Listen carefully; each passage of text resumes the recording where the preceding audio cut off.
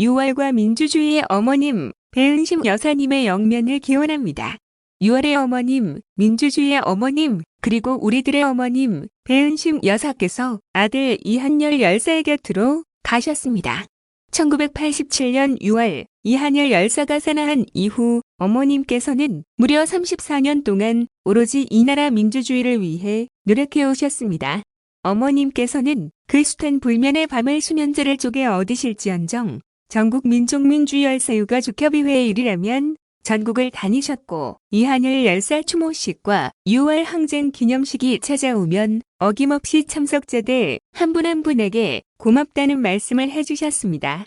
최근까지도 민주화를 위해 목숨을 바쳤던 이들의 죽음이 과거로 끝나지 않고 미래 세대에 대한 교훈이 될 수 있도록 민주유공자법 제정을 위해 열성적으로 활동해 주셨습니다.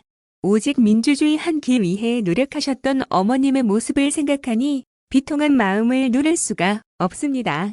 배은심 어머님, 이제 남은 일은 걱정 마시고 이한열 열사와 함께 편히 쉬십시오. 어머님의 뜻을 가슴속에 깊이 단단히 새기겠습니다. 민주주의와 인권의 가치 반드시 지켜가겠습니다. 부디 영면하시길. 다음 뉴스, 비정규직 공장수당의 성과를 바탕으로 땀의 가치를 공정하게 대접하는 노동 존중의 새로운 길로 나아가겠습니다. 정치는 국민의 요구에 응답해 새로운 길을 만드는 것입니다.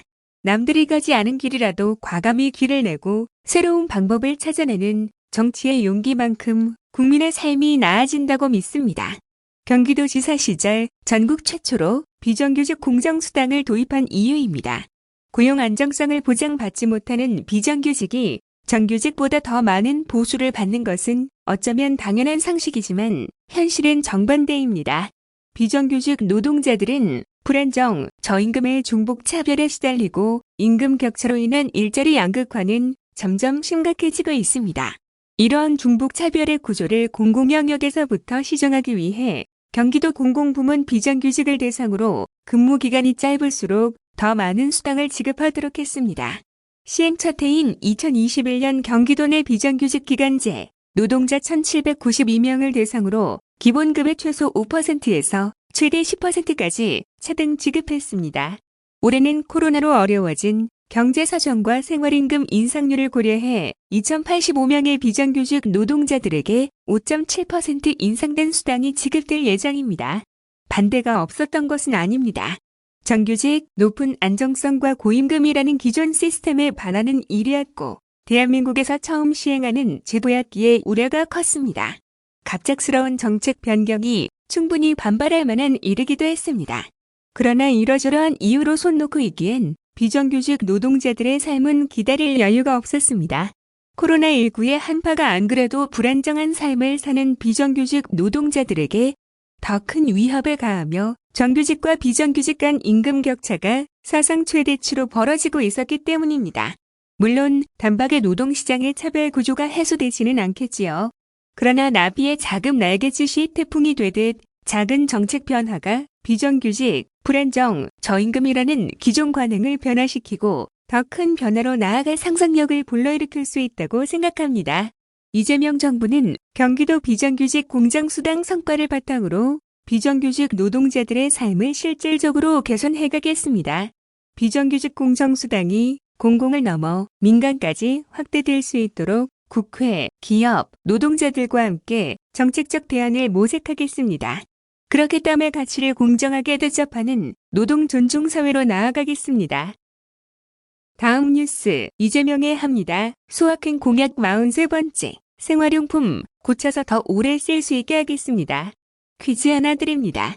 휴대폰, 노트북 등 전자제품 수명을 1년 연장하면 자동차 몇 대에 해당하는 탄소 배출량을 줄일 수 있을까요?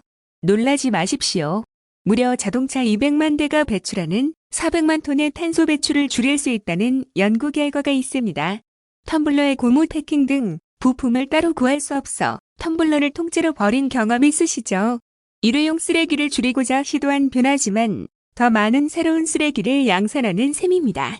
휴대폰 같은 입제품은 고장나면 제법 비용을 들여 공인 또는 사설 서비스 센터를 통해 수리해야만 합니다. 그마저 제조사 부품 보관 주기가 짧아 결국 새 제품을 구매해야 하는 경우도 비일비재합니다. 이처럼 우리 생활용품 수명만 연장해도 탄소를 획기적으로 줄일 수 있습니다. 고차 쓰고 오래 쓸 소비자의 권리도 보장하고 기후위기에도 더 효율적으로 대처하겠습니다. 첫째, 주요 생활용품의 소모성 부품 보유 및 판매 기간을 현행보다 늘리거나 새로 도입하겠습니다. 정부는 기업이 효율적인 부품 보유와 수리 편의를 위한 제품 규격화에 나설 수 있도록 필요한 지원을 뒷받침하겠습니다. 둘째, 전자제품, 가전제품의 소비자 수리권을 확대하겠습니다.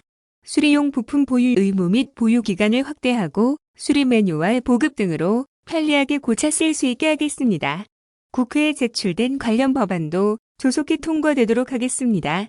소비자 수리권이 확대되면 수리, 서비스 시장도 커져 새로운 중소기업, 소상공인의 참여도 더욱 활성화될 것입니다.